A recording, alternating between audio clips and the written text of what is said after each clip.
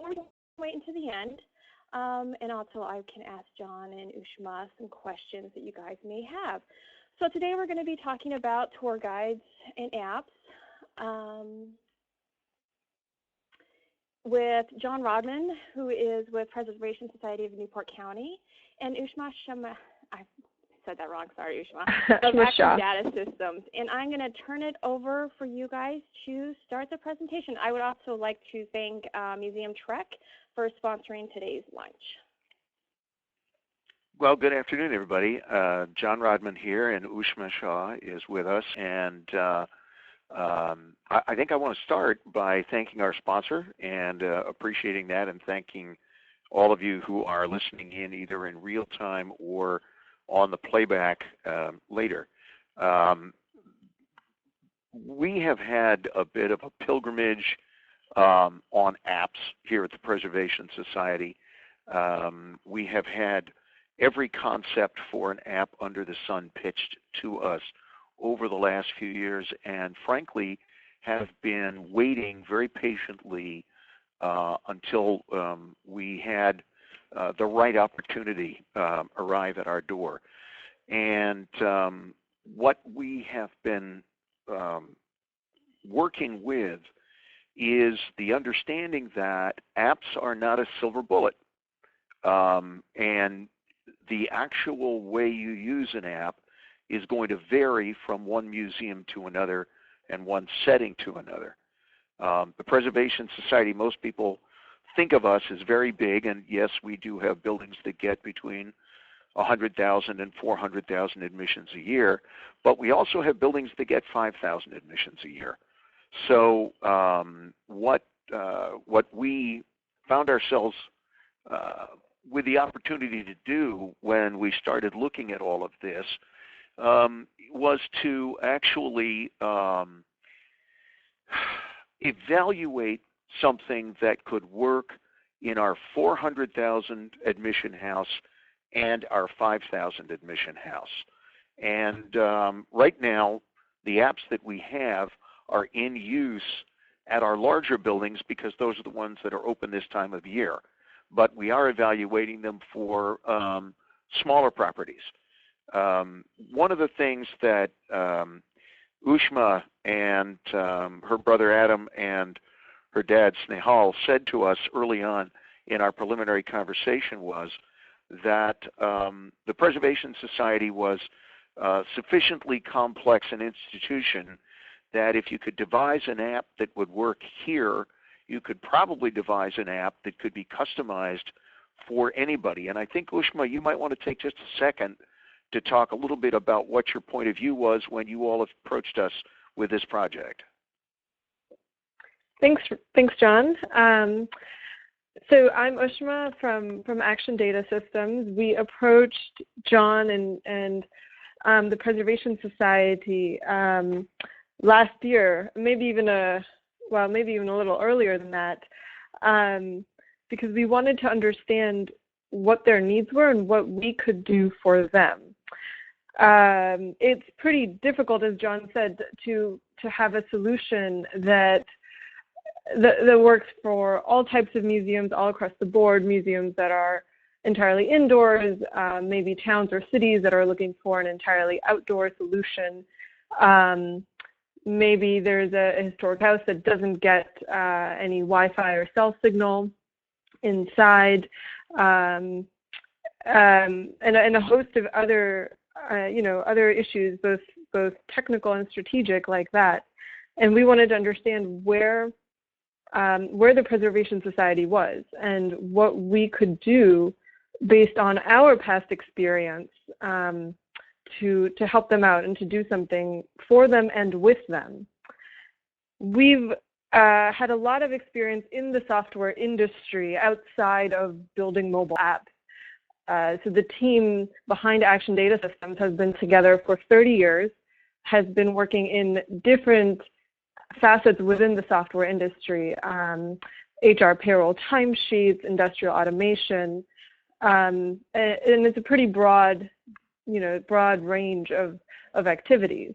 So we actually started that little voyage together with the firm that Ushma is describing here, and our agenda, which was to then decide what do you need to know to create an app, and then how do you take those concepts and turn them into a tool that really works for you.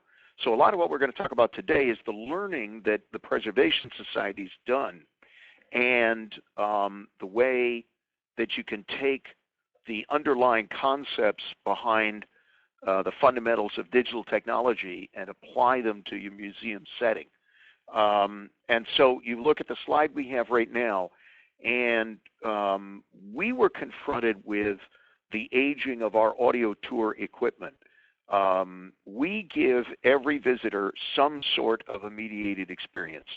You either have a guided tour or you have an audio player, one or the other. We've had a commitment to that level of support for a long, long time. And we have 1,800 players in service. We use them 363 days a year, some days more than others. And we produce and control our own audio tour content. So we control our own rights. That meant that we were going to have to spend hundreds of thousands of dollars with a new generation of audio players. And you can lease them. What we found is that leasing over time costs even more money. And so if you have the means, it's better to own players than to have to lease them. But in any case, we could see that what was happening was a major capital investment was headed our way. And the engagement of the visitor is essential in our minds to building a long-term relationship with the visitor, engaging them with the experience they're having now, making them want to come back for another experience, and then really think about where technology is your friend and where technology can get in the way. And so that conversation was happening at the same time that Ushma and their team approached us with this proposal about developing an app. And originally, this was a project between us. And so that was the conversation for most of a year. But two things happened. One was we began to consider the real possibility that the programming we were putting on the app might actually be the programming we put on smart devices and never buy another audio tour player again. That led us to the second conversation, which is this app might actually be useful for other people. So again, what we're going to do is talk about what it was that we found important that we felt we needed to do with apps.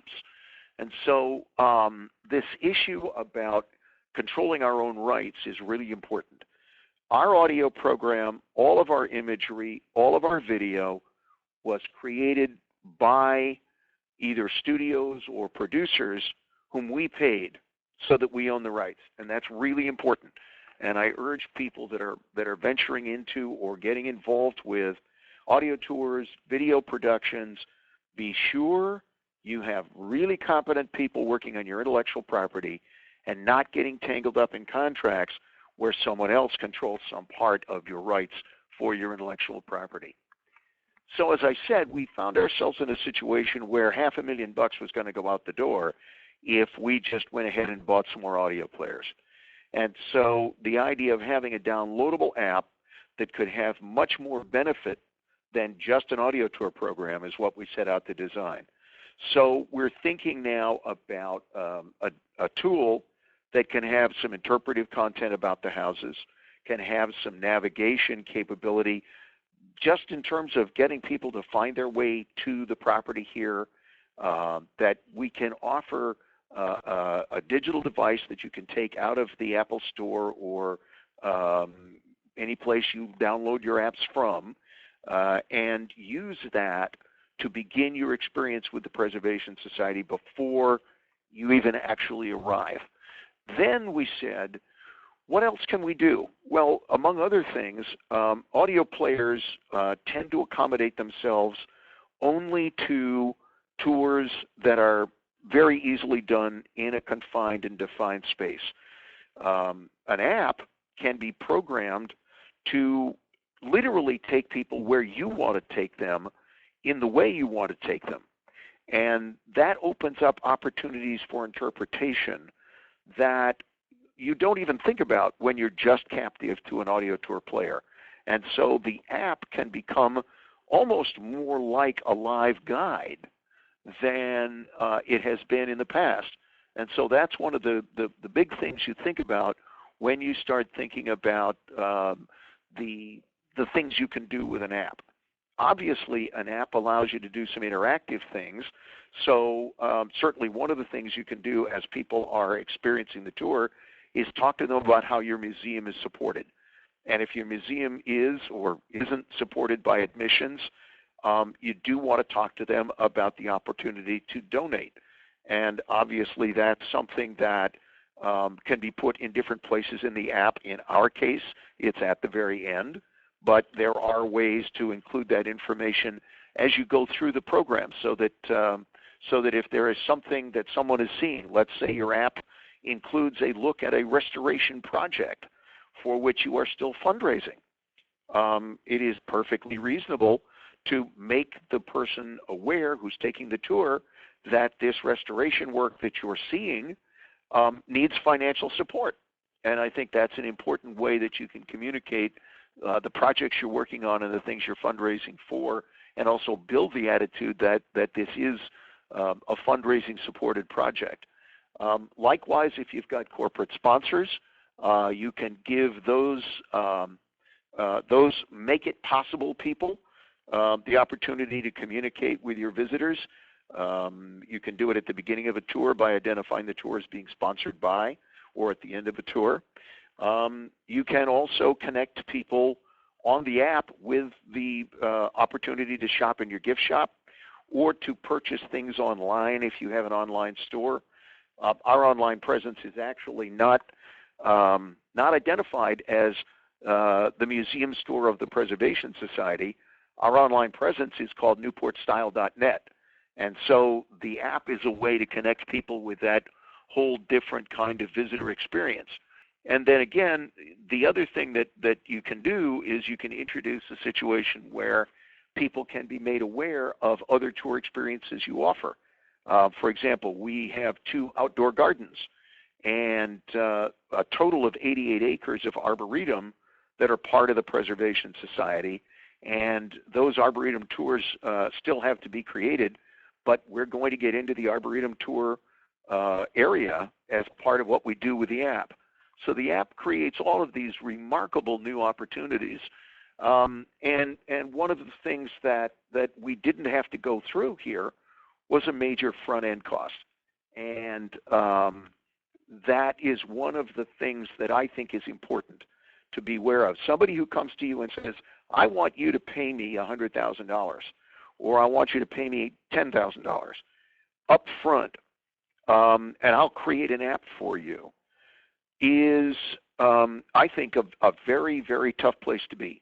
And so as I think about every one of the interactions I had with people who proposed to create an app, from my standpoint, the upfront money was always the big hesitation, the point at which I stopped and said, well, wait a minute, I think I want to think about this, because I need an app that I know it's going to meet my requirements. And developers that I've worked with often have their own ideas, some of them good, not all of them. And so the question of how this is being paid for is actually one of the most important questions right up front.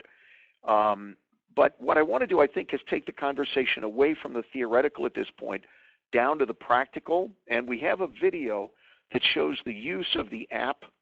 And Heather, if you can roll that video, we can take a look at the video as it is in use and then talk about the way we had the practical application work out. And Ushma, you may want to jump in from time to time, but what you're seeing now is the Breakers Tour being loaded on the app. You can choose several different ones. We have them for 4 of the big houses right now. And again, it's operated very intuitively. And if you push that button right there that you just saw, the audio program has now begun to run. So you have right there the audio program and the orientation image. And you'll notice that the finger is now offering the opportunity to see a transcript. So the person who wants to read it can do so.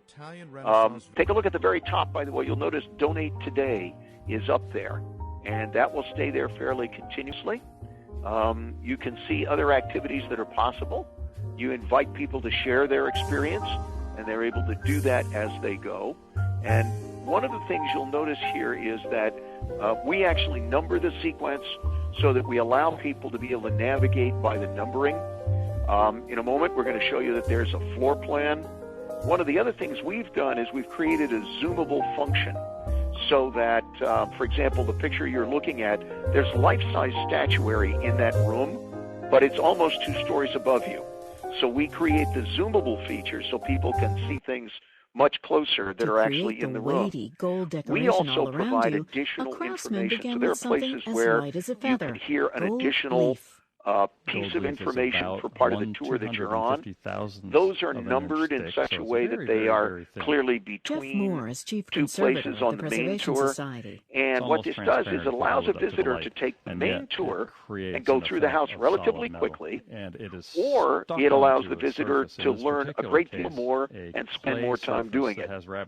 And again, for each one of the stops that are supplemental information, there's supplemental imagery. You just saw the hand expand that image. To help people continue their navigation, there's both navigation on the audio program that tells you to turn left, walk to the large picture, so forth and so on. But you can see that there are both an internal map and a stop list that is in the order that it is presented. So someone can navigate. If they become disoriented, they can go to the list, find out where they are, and come back. And then you have things like this Donate Today capability. So, for instance, when we were working on this, we had a long-term restoration project going on in the Breakers Great Hall, and we had images of that and the opportunity to use that as people are going through the tour. And this is one of the most useful functions, I think, that we have on the tour. And that gives you a quick idea of the way the video works and the way the app works as you're going through the house. And there are other activities that we can talk about that are important. Pardon me while I get rid of something on my screen. So I think that completes the video, Heather. So do you want to bring us back to the PowerPoint slides? Yep, there you go. There we go. And so now we're kind of looking at what the 4 key requirements are that we think are important to a mobile app. And I'm going to invite Ushma to talk us through that. Thanks, John. As you saw in the video, what you can do with an app is, in addition to the tour that you may already have existing on either an audio guide or on physical plaques, or actually just being led by human guides, by docents, the great thing, and probably the most obvious, is that a mobile app can take that existing audio, include it on your tour, and then supplement it with additional content, with pictures, with quotes. A lot of times, your content is talking about a historical story, maybe about a family or a person from X number of years ago, and it can be a little bit difficult for a visitor to be walking around and simply imagining this person. Having a photograph on the app helps them to connect more closely to the story, and a mobile app can do that for you. It can bridge that multimedia gap. It also provides a means for you to be able to connect more closely with visitors who may want to take your tour in other languages, as well as visitors who may require a different type of tour, like children's tours, for example. Children or a child is not going to be as interested in taking an hour-long tour, which may be interesting to an adult, but is very dry to a child. And so to have have a tour that is customized for children makes it a very powerful tool. And finally, as we also mentioned, it's important to be able to help guide your visitor around. Most of the time, if you've got a set audio guide already created as Newport Mansions did, you can very easily direct them with a map like this to go from one to the other, because the audio guide is also telling them where to go. In other cases, having something like this plus a list view becomes even more important, because if the audio guide is not directing them in a certain way and they have the opportunity to skip around and go to rooms or to different sites that strike their interest, a map helps them do that. In this case, this navigation is for an indoor museum, and so you see a static map where, as you go from room to room, the bubble that represents where you are moves around the static map, but it's not GPS enabled. So it doesn't know exactly where you are.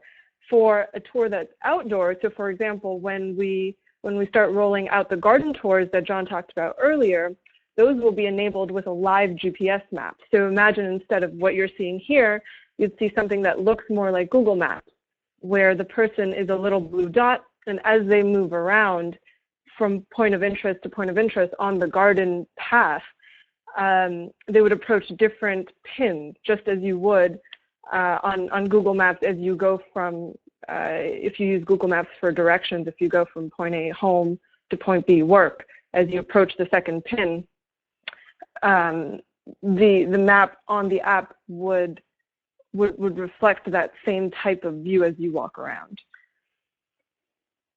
Ushma, the I do have third a question key point on that one. What technology do you use to make the map if not GPS for the interior space? So this interior space, we get this, so Newport Mansions, John and his team provided this map to us. Most of the time a museum has some sort of, or even if it's an outdoor space, has some sort of map that they've created for their visitors already. And what we do is we just take that existing image and we can add it to the app. The bubble which marks where you are is something we add on ourselves based on where the app is in its position, where you are on the tour. But that's an add-on to the existing image that's already that the museum typically already has. Okay. Katie, did that answer your question? Just typing right now. I think that's a yes. Okay, great. Oh, just 1 second. Oh, go ahead. Question. Go ahead. And well, that the your map can be more or less detailed.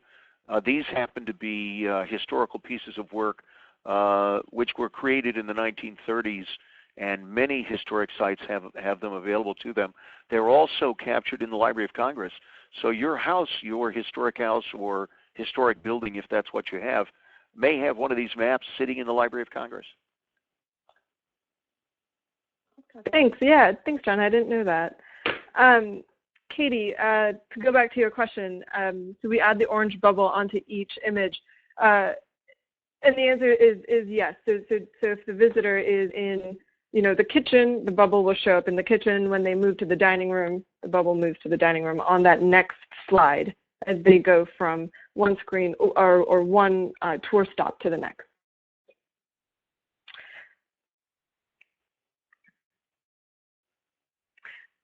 Katie's follow-up was that it's not Wi-Fi GPS moving bubble. Yeah, let me hop in on that real quick. Sure. We don't use, we may experiment with iBeacon technology, but these buildings are incredibly dense masonry. We're talking marble, we're talking Indiana limestone, granite. Wi-Fi just does not operate happily in these very old structures. Snehal and Ushma have suggested that we go ahead and experiment with it later, but it's a level of technology that might well work in a much more modern building, much easier. But for our particular building, iBeacon is going to be difficult to make work. and Katie says she works at the MFA and it's struggling for the same thing. Yes, absolutely. It's murder. Yeah, it is. I usually have to turn my phone off. So. And that's the beauty of a fully downloaded app. This app is not working on Wi-Fi. This app is fully downloaded before you enter the building. I think we're good. Next slide now. All right. Thank you. Katie, thanks for the great question. So the third key requirement is having avenues for e-commerce within the app. And we use the word e-commerce to really mean what John had mentioned earlier with the Donate Today, for example. This is something that's very key to Newport Mansions. And so we, of course, made sure that that was something that was integrated right from the start, right from phase one into their app. So the option to be able to donate today.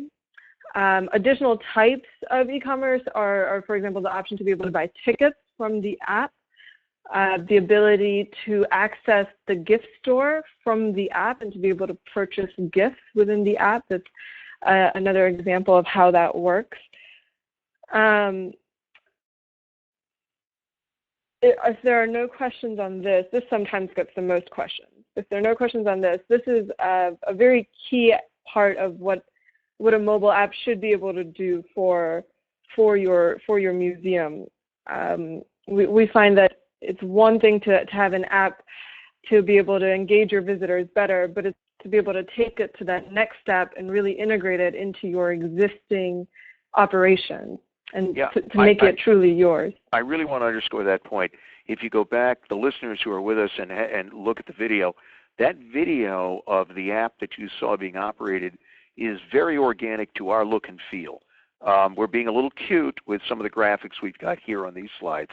But one of the things that we find is critical is that the look and feel of the app is fully transparent to the look and feel your institution has otherwise in the digital realm, so that when someone encounters it, what their encounter with your digital products has been online, whether it's your Facebook or your Instagram or your Pinterest, whatever their online interaction has been, and then up to and including the interaction with your website, look and feel, color palette, fonts, all of these things need to be really integrated into the app. And so I really do want to underscore what Ushma just said about that integration, that the app doesn't jar you or somehow make you feel like I've encountered a different institution than the one I thought I was going to. Thanks, John. Yes, it's something that's really key to get right.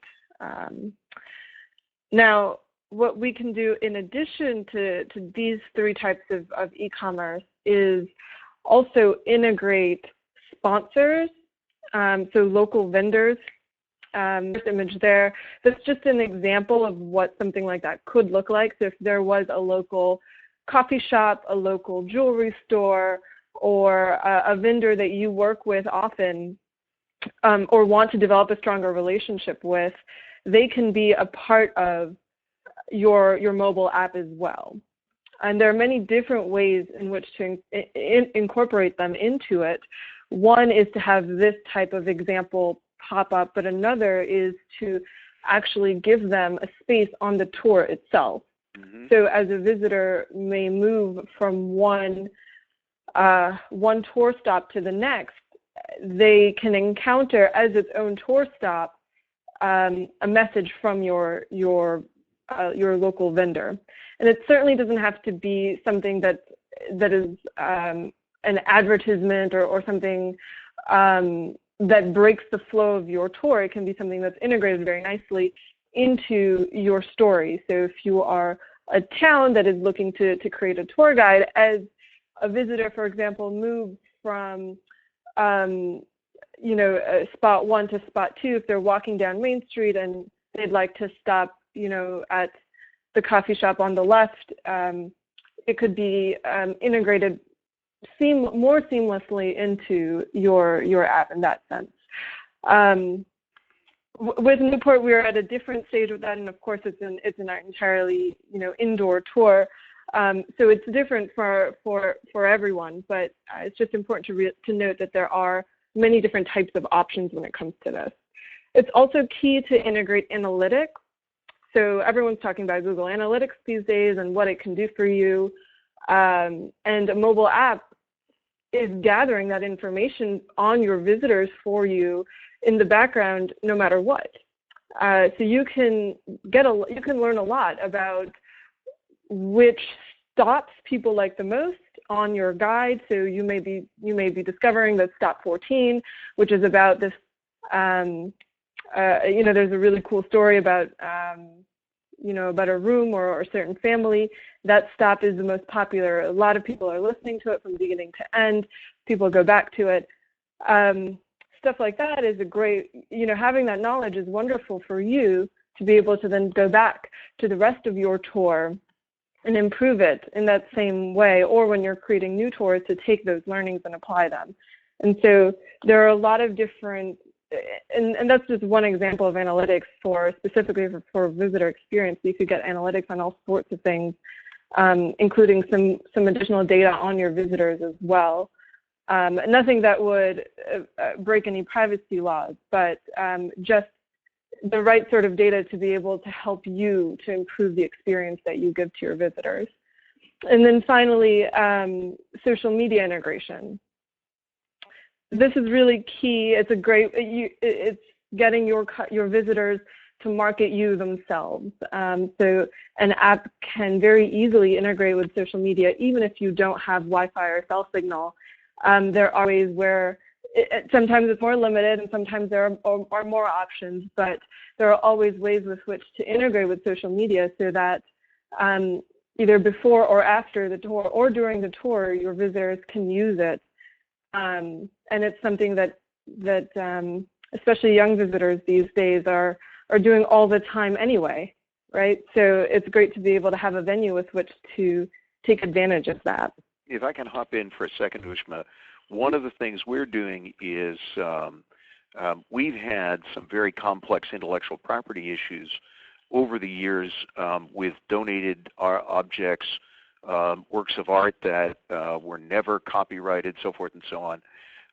But we've reached the point where, with regard to all of the artists whose works are represented in our property, we are now past the life plus 70 years limit on intellectual rights that the U.S. acknowledges, and so we are actually taking the wraps off our previous restrictions on interior photography, and that is going to be rolled out in the next couple of weeks. And so the app that we have is particularly important at this point because we're now going to allow people to use their smartphones and smart devices to take interior pictures, which we have not allowed in the past. And the important thing about having an app with a social media application is that the picture you take using the app actually has a small amount of our branding on the bottom, so that when you share that, you are sharing not only a killer picture of a beautiful view of the Great Hall of the Breakers or the platinum wall covering in the morning room or whatever it may be that you're sharing, but there is a little bit of branding at the bottom that says Preservation Society of Newport County. So there are ways in which your policies and procedures can intersect with the way you use an app to multiply the benefit. Ushma? Thanks, John. That's absolutely true. And if you guys have any questions about that, feel free to ask on the chat feature on the side or afterward as well. So those wrap up the 4 key requirements for that most mobile apps should be able to do for you. We've rolled them out now at Newport Mansions. The first one started in September, and since then we've been getting reviews back on the feedback, using the feedback feature that the video showed at the very end. John, I'll pass it over to you now Sure. to go through some of these. So you can read what people are writing. I will tell you that that as a marketer, I would be embarrassed to make up out of whole cloth the things that some of our visitors actually say about us and the tour, the app experience. Part of that is that we have extraordinary people who produce our content that we work with. Our own internal staff pays a lot of attention to the development of this. The creation of our interpretive content is at the intersection between our academic programs people in a department that we call Museum Affairs and the interpretive department that we call Museum Experience. And so we collaborate heavily on all of the materials that we share with the public. And it's part of our idea of creating what we call a seamless visitor experience. And as you can see, the customer reviews on the use of this app have really been terrific. We're very, very excited about what we're hearing. Ushma, maybe you want to wrap up a little bit here. Okay, sure. So now you've got an impression of what Newport's goals were for an app. You saw the video of what an app could look like, how it could physically function on a smartphone or a tablet. You saw 4 features which really every app should be able to offer in order to offer a wholesome package. And you read now some reviews of Newport's app so far. The last slide that we have is a slide that's comparing 2 types of business models that apps usually have. So most of the apps, if you're thinking of getting one for your museum or for your town, there are really 2 ways you can go about doing that. So the first is to custom build one. And the second way is to use a platform or an existing template or a company that's offering an existing template or a platform in order to build one. So what we've done is just sort of go through quickly some key points, in this case 5 key points that people really care about when they're talking about or thinking about building an app, and then comparing and contrasting the benefits of the custom built model versus the platform built model. Sorry, so we have just one question I'm seeing before I start on this from Ed, which is asking if there are different language alternatives. Ed, I think you must be asking about language alternatives for the tours. I just want to say the answer is definitely yes. Newport, for example, currently runs audio guide tours in 5 languages, Spanish, French, German, Chinese, and of course English. And I think that I've got them all there. You got it. Yep. Okay. Great. Yeah. And this app can certainly support those other languages as well.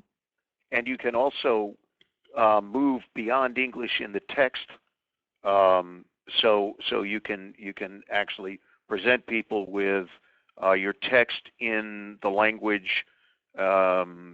You literally can have a customized French experience, a customized German experience, so forth and so on. Absolutely. And to answer Kelsey's question about guests without smart devices or kid groups, groups of school children that don't have them.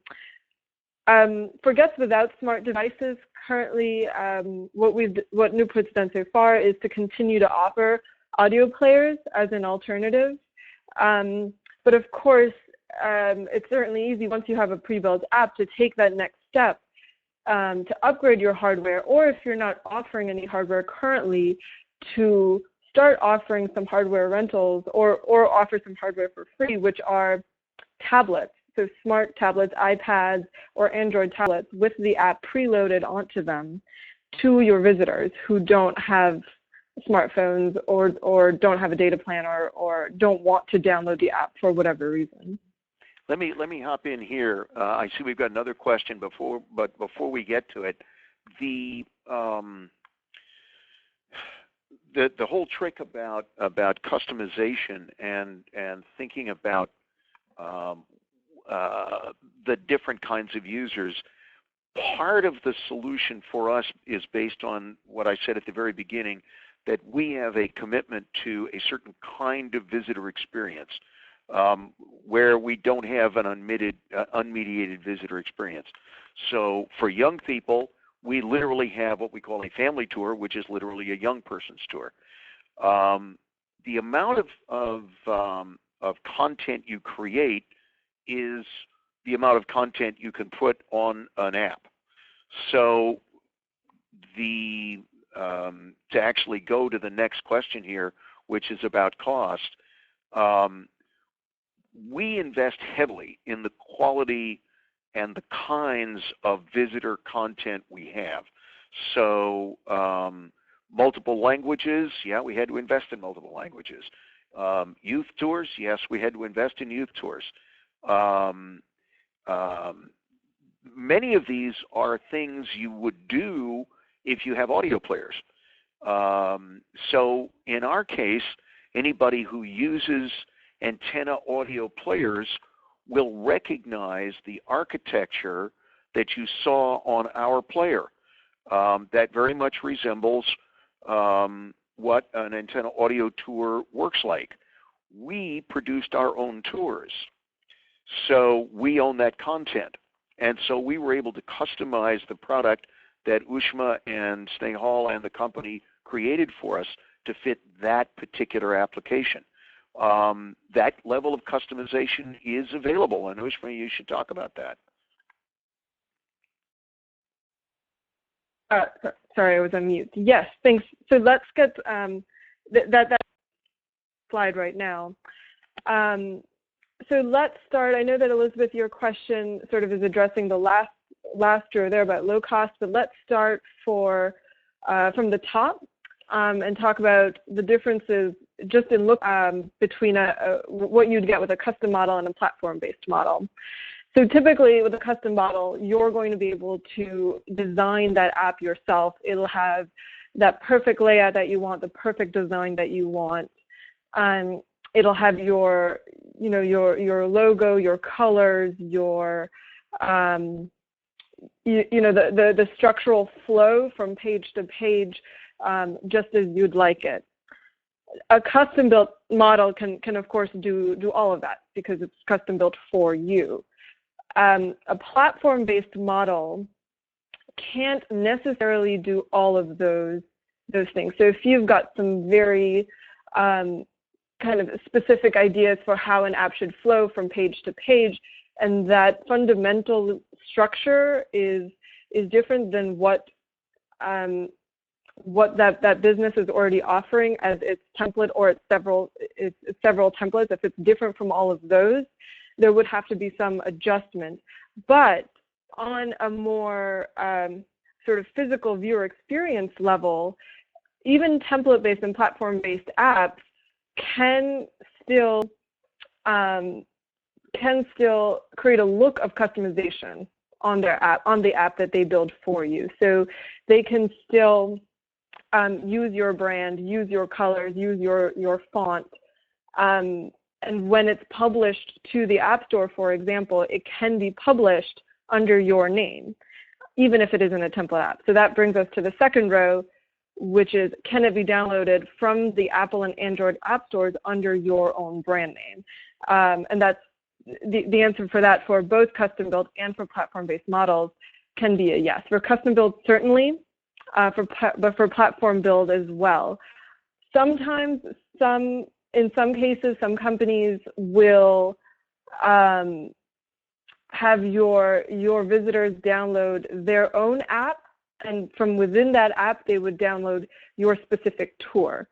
But that just depends on which offer from the market that you choose, because there are certainly offerings out there that allow you to publish or that will publish an app to the app stores under your own name. The third row for programming and development, the custom-built model will need a lot of programming and a lot of development.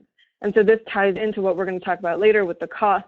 That leads to a higher cost because and a higher time investment because you need to dedicate some resources to work with the app developers to get the right look in place, the right feel in place, to get the right content in there. And that fundamental programming and development work is time-consuming and is expensive. That's where a template and platform-based model are relatively better. If you still have some custom features that you need to have, a lot of times those platform-based models can do some additional programming work or development work on top of their existing template to give you that aspect, but they're not doing the fundamental programming themselves. So the cost is a lot cheaper. Go ahead. So part of what I think is important here is one of the questions is, did we go to the custom-built model? And the answer is no, in the sense that the project we've done here does work from a basic platform. So if you were, and I'm not, somebody's asked who I think are good companies to review. I don't think I want to talk about companies. I think two reasons. One is probably not my place. And I think each one of us needs to investigate sources from the perspective of our own organization's needs and resources. What I will say is that what we created in our project with Ushma and her family and their business originally started out as literally just a project here for the Preservation Society. But the more that we worked on it, the more intrigued we became that this could be a model that has a little bit of the best of both worlds that other museums might be interested in. And I want to disclaim that the Preservation Society doesn't have a financial interest in this other than the fact that from our perspective, we had a remarkable experience and created a tool that has all of the platform-based cost savings, but it has the performance benefits that you've actually seen of a custom-built unit. And with respect to that question about exhibitions, yes, this tool can be used to carry audio programs for exhibitions. We did have one, and in fact, we've got another one coming. And we will use the audio tour for our future exhibitions as we roll them out on the app. And for those who are specifically interested, Rosecliff will have an app for the next exhibition, which opens May 21st. Thanks, John. There was also a question on here about, which one is better, and is custom better, is platform better, and it looks like platform is better.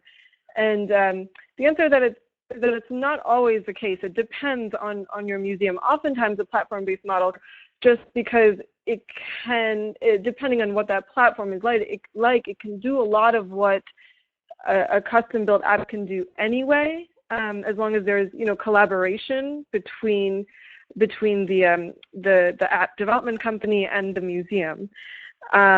So it's not that platform-based models are always better than custom-built models. Sometimes, you just need your own thing, and that's the way it's going to work best for you, which is certainly acceptable. But there are many cases in which a platform-based model can also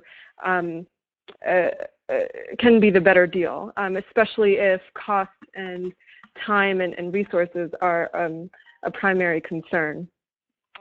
And then I see a final question. How long from start to finish does it take to develop and launch the Preservation Society app?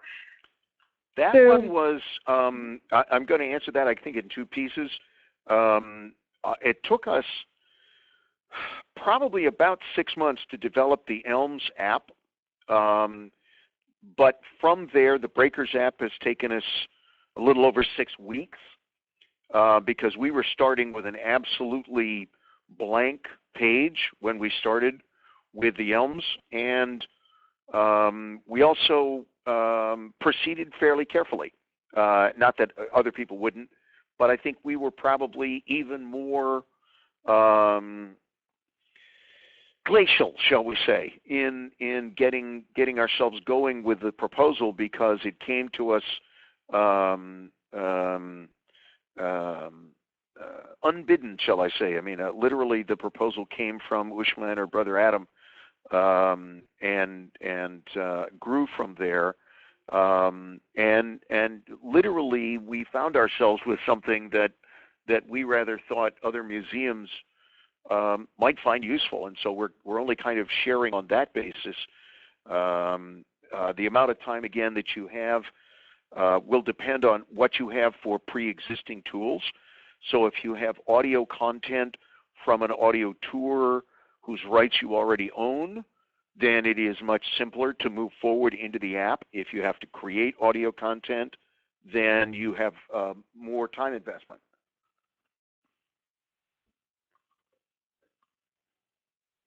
On Google Play, what's your search keyword on that one for the non-iPhone people? I'm sorry, say that again. I on broke Google up. Play, what's the search for? Is the app available on Google Play? Apps are not available on Google. They're not in any of the app stores right now. Okay. And the reason is because this time of year we shift entirely to guided tours. So we have a completely human guided tour experience through the end of February, and then so we'll be bringing the apps back into the Google Store and the other download locations probably in about 30 days.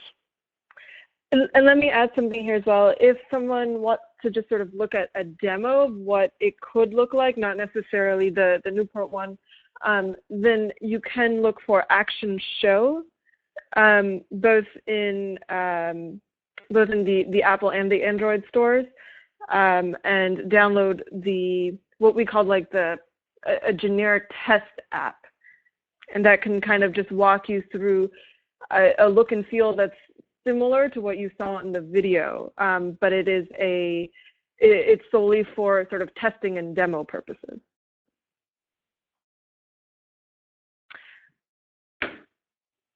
And John, I think there's another question. I think this one would be a good one for you. Are you still using docent guided tours in places where the audio tour is available? It sounds like maybe for just part of the year. And that is correct. It is just part of the year. This time of year, our volume is sufficiently low that we do have people who clamor for the old guided tours. God bless them.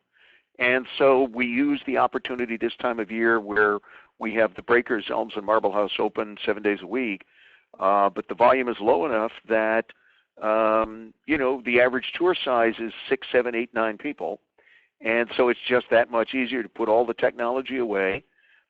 We keep some foreign language units available so that if we have a foreign language guest, they can hear the tour in their own language.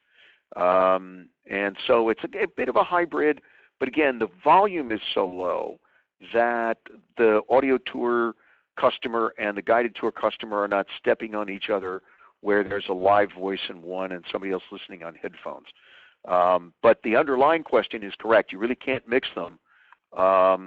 When we're in high volume mode and we're using the audio tours, then the audio player or the app would be the primary tool.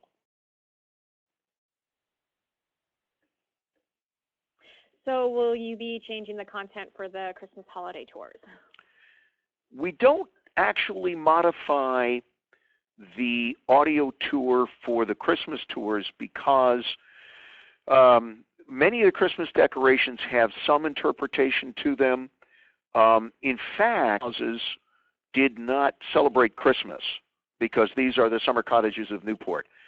So what we've done is we've looked into the way these families observed Christmas in the 1890s, 1900s, 1910s, and 20s, and tried to create a bit of a fantasy. But the basic interpretive message about the breakers, the elms, or marble house remains the same. And then kind of a follow-up question, because I do find this one interesting myself. Do you find that the apps might be taking away from the use of other displays or use of other information that you provide? Or that's probably something you haven't quite tracked yet. The one place where we're watching that very carefully is the exhibitions. We don't overuse additional imagery on the app.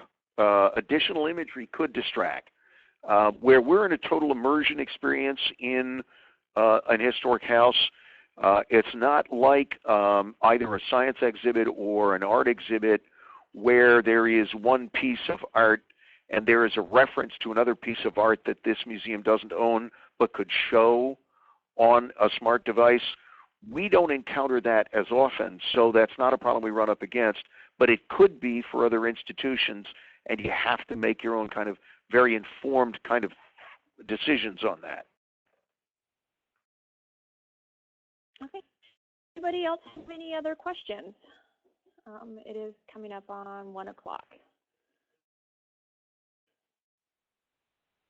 I think we're good. Did you guys have any final thoughts? Well, you see our contact information. We're both more than willing to talk with people. I think what we would invite people to do is give us a call if you have specific questions. There were a couple of questions about cost, which we artfully did not answer because today to talk about a specific tour for a specific museum. But what Action Show does offer is a different way of finding the middle ground on these various kinds of tools, and it's been very successful for us, and we invite people to just evaluate it on their own purposes. Ushma, you have a final thought? Thank you, John. First, just to thank all of the participants and, of course, NEMA. It was great to hear your questions. I hope that this was something that was informative and a learning experience. I don't think we got to all of the questions, so as John mentioned, please feel free to reach out to us. Our contact information is here. You can call me, well, let me speak for myself, but you can call me anytime or email me, and I'd be happy to answer. I'd be happy to answer anything that wasn't clear or that you'd like some more specifics on as well. But yeah, let me just wrap up again with once more just a thank you to NEMA for hosting this and for making this possible. Thank you. Well, I want to say thank you to both of you guys for sharing your experience. It was definitely very informative. And I also want to invite everybody to the February Lunch with NEMA. We will be talking to Bated Breath Theater about performance art and exhibits and increasing visitor engagement. And I also want to put a plug in for one of NEMA's new things. We just started a Museum People podcast, and we are in our 3rd week right now. So if you guys want to take a listen to that, it's a pretty cool 20 minutes of Dan and Marika talking to various people throughout the NEMA community. And you can find that on the NEMA website at nemanet.org/museumpeople. And it will be for 8 weeks, so we have 8 different episodes coming up. And I want to thank everybody today for joining us for your lunch hour for the first Lunch with NEMA of 2016. Thanks, you guys. Thank you. Thanks so much.